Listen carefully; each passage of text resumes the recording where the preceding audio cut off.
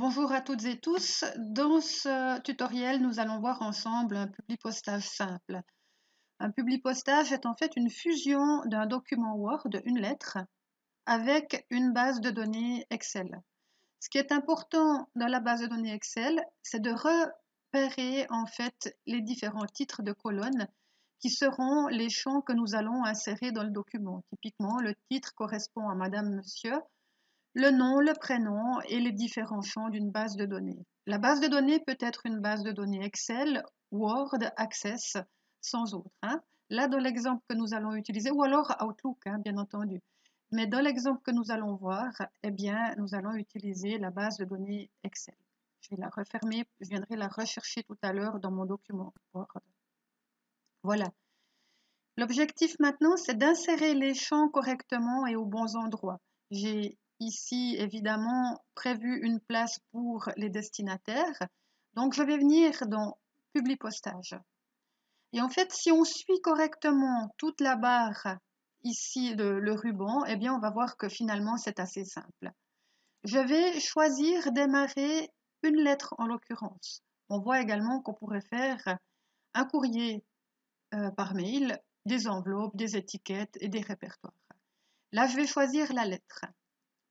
La deuxième chose qu'on va faire maintenant, c'est de venir choisir une base de données. Je pourrais en créer une nouvelle, bien sûr, mais là, on a vu qu'on avait une base de données existante, donc je vais venir la choisir. Je viens dans mon dossier.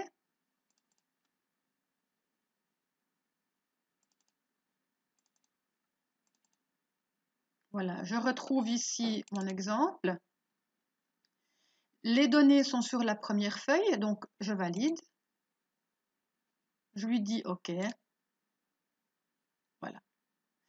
Maintenant, on voit que les champs qui étaient tout à l'heure ici en grisé sont actifs. Ça veut dire que je peux maintenant venir choisir les champs de fusion. Dans Insérer un champ de fusion, on retrouve, si vous vous souvenez, toutes les en-têtes de colonnes qu'on avait tout à l'heure dans notre base de données Excel.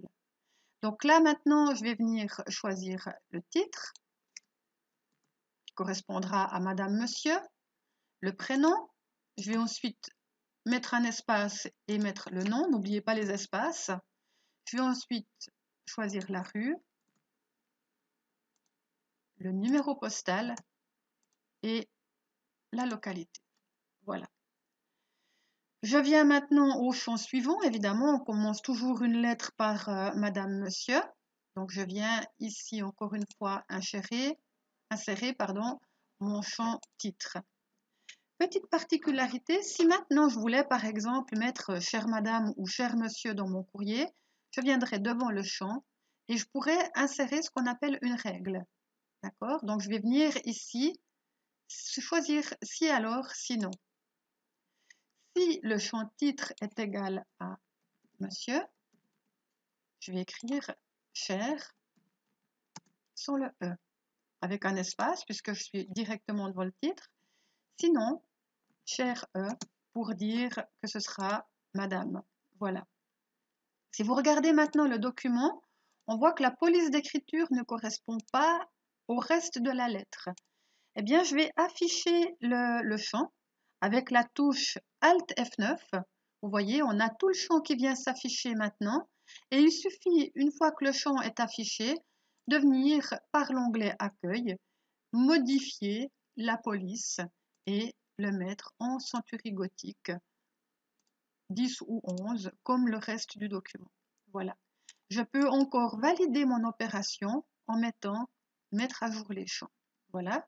Je recache encore une fois maintenant, je reviens comme tout à l'heure, je cache mon champ, Alt F9, voilà, et on voit ma police d'écriture est correcte. Ce libellé, je vais également le mettre dans la signature. Donc, je vais le copier et je viens dans les salutations, pardon, voilà. Et bien entendu, dans cet exemple, on ne veut pas de majuscules pour les salutations, donc je peux venir corriger. Je viens ici mettre une minuscule. Voilà. Je valide comme tout à l'heure, par le bouton droit de la souris, mettre à jour les champs. Je cache mon champ avec la touche F9 et voilà, on a le changement fait. Il nous reste encore 2 ou 3 champs à insérer. On va voir maintenant. Nous avons bien reçu votre cotisation de. Et bien évidemment, dans ce cas-là, on va venir mettre le montant. Donc, on va revenir ici dans Publipostage et on va voir, on va retrouver le montant de cotisation. Voilà. Ce montant de cotisation, il s'agira bien entendu d'insérer en fait un montant en francs. Donc, on va venir ici, encore une fois, avec le bouton droit de la souris et on va venir lui dire cette fois modification du champ. J'aimerais insérer avant mon champ CHF et après mon champ un point et des tirets par exemple. Pourquoi? Pour qu'on voit que c'est effectivement des montants en CHF. Il nous reste ensuite un champ à insérer. Vous êtes membre de notre association et ici on va choisir quelle catégorie de membres. Voilà. Je vais revenir un tout petit coup sur le montant de cotisation. Là, j'ai choisi une méthode, on va dire un petit peu bricolage. On verra dans un prochain tutoriel comment modifier les champs d'une manière beaucoup plus professionnelle par le biais des codes. Voilà. Si maintenant je vérifie, je fais par exemple un aperçu des résultats, je vois que j'ai monsieur Benito Ebi pour le premier et j'ai mes montants qui viennent s'afficher correctement. D'accord, je peux continuer et je vois que mon document est tout à fait correct.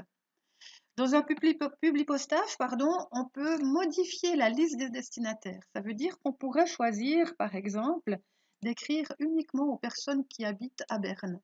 Eh bien, je viendrai ici filtrer et on voit qu'on pourrait filtrer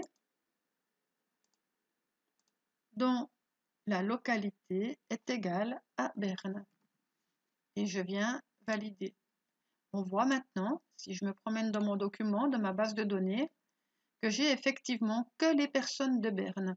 Je pourrais choisir d'autres filtres dont la cotisation est supérieure à 300 francs par exemple.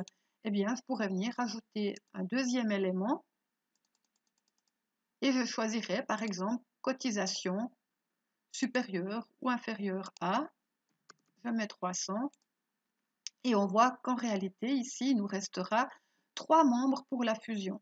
Je peux valider. Je peux évidemment aussi filtrer mes enregistrements par nom, prénom, par ville éventuellement. Voilà. Là maintenant, je vais enregistrer mon document. Attention, ce document est important.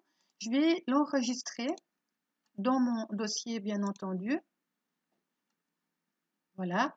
Et je vais l'enregistrer comme document de base. D'accord? Ce document-là, il est évidemment très important. Pourquoi? Parce qu'il a tous les champs d'enregistrement.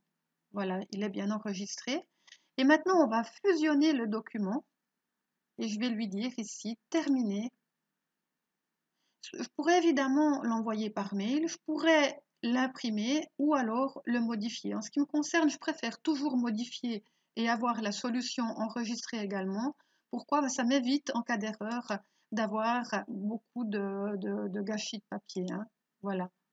Et si je regarde maintenant, j'ai un nouveau document qui s'appelle plus lettre comme tout à l'heure, qui s'appelle lettre 1, que je peux enregistrer sous un autre nom. Et je vais lui dire, par exemple, fusion.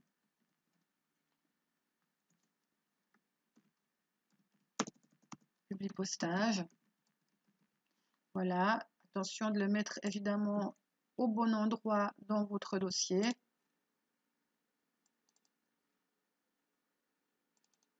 Voilà. Et j'enregistre mon document que je pourrai ensuite envoyer à l'impression.